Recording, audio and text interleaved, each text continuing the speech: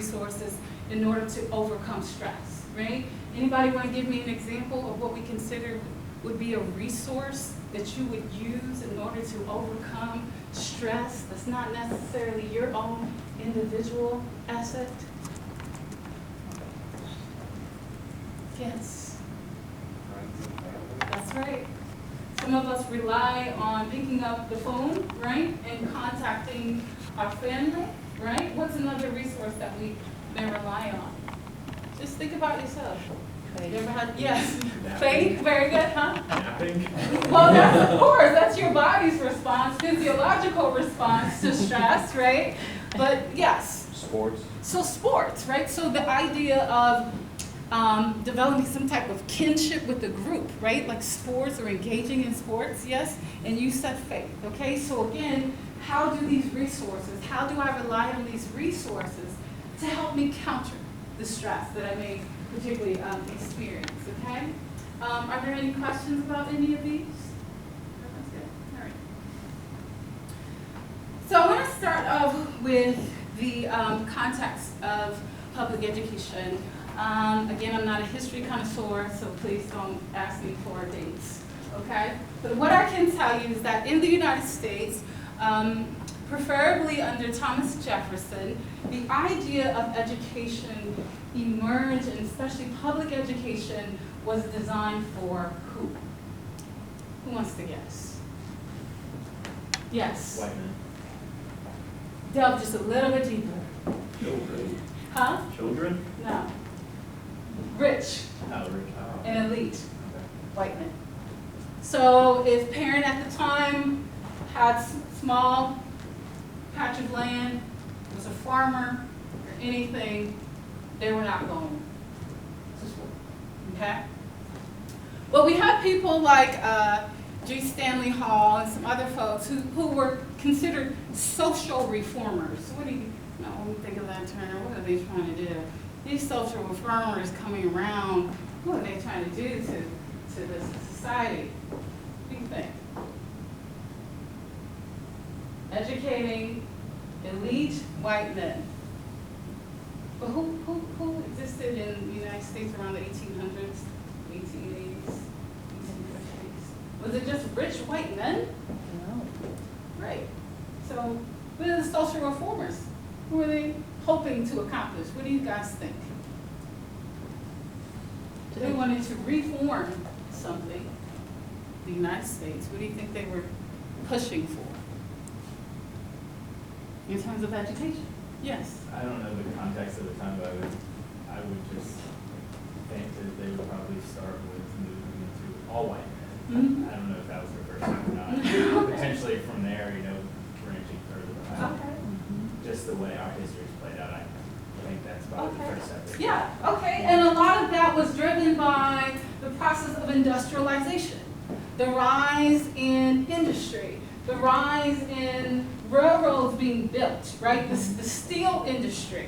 And so what happened was, accordingly, is that you had young people going into factories working, right? Very young. They didn't have these workforce laws that they have now at very young ages. And so if anybody want to guess what do you think is happening to young people going into these factories, working in these kind of labor, I don't want to use the word labor camps, but these laborious kind of environments, well, what do you think was happening to young people under the age of 16?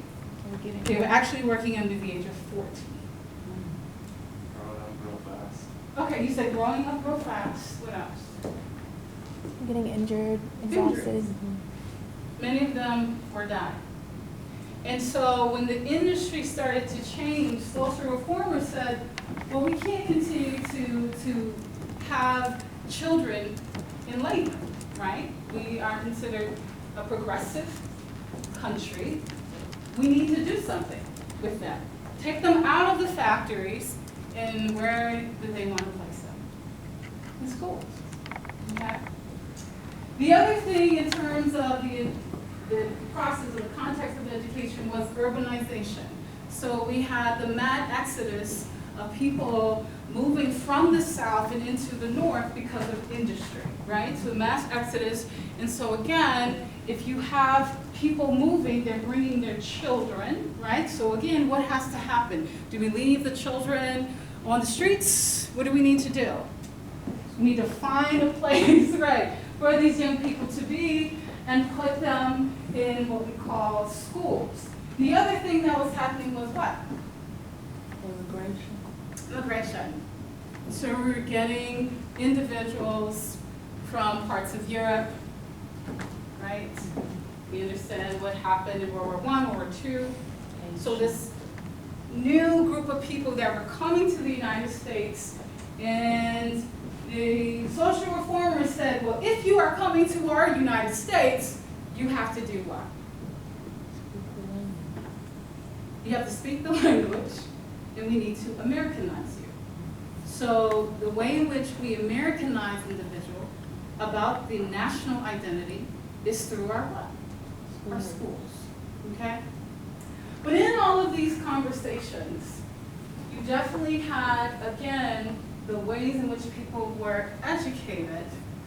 One group that was at the bottom was, of course, what we consider former slaves, okay? So former slaves were not a part of the conversation, but then, of course, you know, was it 1892, Plessy versus Ferguson, 1954, right? Brown versus the Board of Education. We realized that we have to change the way we educate people. Not just people, but young people here in the United States, okay? So this is important to think about it. And again, I want you to think about the history of public education was never designed from a historical perspective for middle class, working class, okay? And so if that's the history, and it shifted just a little bit, let's think about where the working class falls now. What do you guys think in terms of education? We didn't have great schools like North Carolina State. I'll just throw it out there. I don't care if you guys don't like them. How many do you think of your peers will be at Duke University? Well, how much is Duke? About $54,000 a year? Oh, is it more than that? I think it's around 6. So let me just ask. Or maybe, if you guys don't mind, how many of you would still be sitting here? If we're talking about work, you said 60 something? I think it's Thousand a year? You're asking, what was Yeah, the question? yeah. How many of you guys would still be sitting here? If we had to pay that tuition? Yeah. No, I I'm would Sign be. the check. Third generation Duke. Is that the word? Should I use that? Dookie. Well, no, there's scholarships because, you know, you are the affluent. No. You're the affluent, right? Anybody? Okay. So it's important to think about what we talked about earlier, this social hierarchy, right? The ways in which we are educating people and how education historically was never designed for middle working class.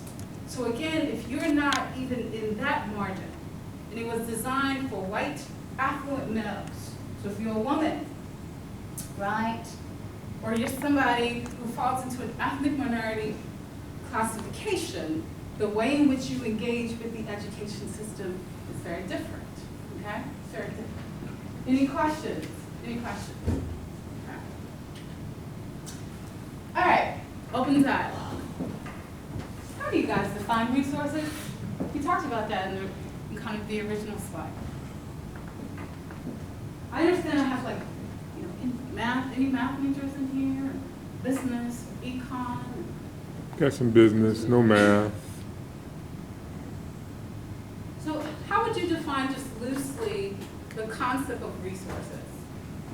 Yes. I guess utilizing something to provide value to yourself. Okay. All right. Very good. Any different kinds of resources that you guys that comes to mind? You think about the different kinds of resources. Yes. It's from like an economics point of view, you have human capital, which is people, and then I guess working capital, which I guess for like machines. Mhm. And there's some other third one I learned. All right. That was the first thing. All right. So we know what resources are. What influences how resources are disseminated? Infrastructure. You said the infrastructure. Give me a little bit more. Like the structure of a society, like the Mhm. laws that are in place that disseminate resources and who gets them and why they get them, and what they're Okay. gonna use them for. Okay, so like policies? Yeah. Okay, very good. Anybody else? What else influences? Population. Population, yes. Geography, I guess. Tell me. I don't know, like, depending on where you are in the world, Okay. different resources available to you. So where you are in the world, that's good. So your geographic placement, very good. Yes. Are you gonna say that? Population. So tell me, yes. The more people are in an area, the more the resources may go to that area versus rural places. Or the more people who may be vying for a certain number of resources or level of resources. Okay. Anybody else? Yes. Maybe like the economic stability of an area. Okay. The stability of an area. I love that. Okay. So would you say that that's the same thing that influences the accessibility of those resources as well? What you guys all said? All right. How can the distribution of resources impact you right now? So remember that example? So if you guys remember, Sully in the beginning, he talked about higher education. And I don't know if any of, how many of you, let me just ask this, how many of you are from North Carolina? Okay, so you know about tuition hikes. How many times has it happened in the past, what, 6 years? Has it been about 4 times, 3 to 4 times? Yeah. Mm-hmm. Okay. So let's just say, next year, that, we've had some decisions and we realize that we're not going to get as much public funding from the state as an institution. So we have to make some critical decisions as a university. And so we have to say, we're going to hike tuition up to $65,000 a year. How can the distribution of resources impact you for you to come back to North Carolina State next year? Yes. I wouldn't be coming back. Okay. So you say you wouldn't be? No. Okay.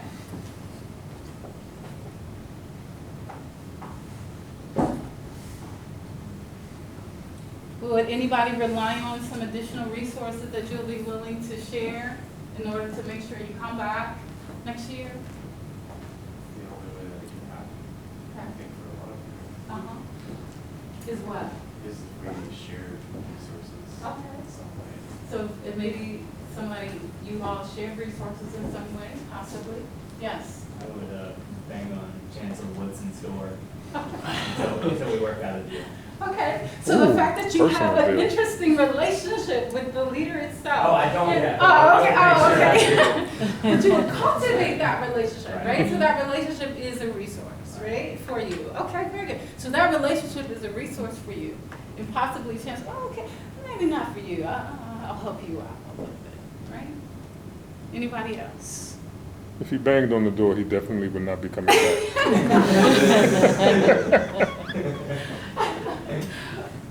Just anybody else?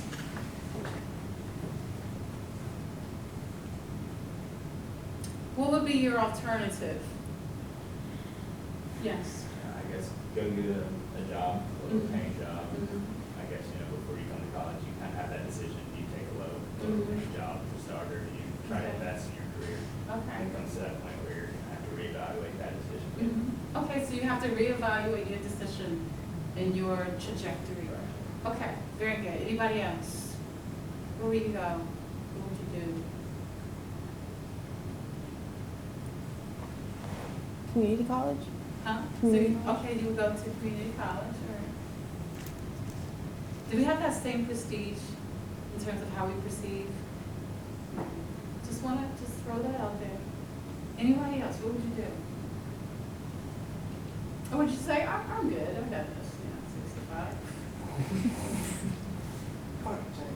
Yeah. Let me just toss my pen against it. I got this. Okay. So again, this is just some open dialogue to take a break. All right. So the way I think about resources is kind of aligned to this community site, what we call ecological principles. They're not that right. ecological principle, ecosystem, right? When we think of ecosystem, it means that resource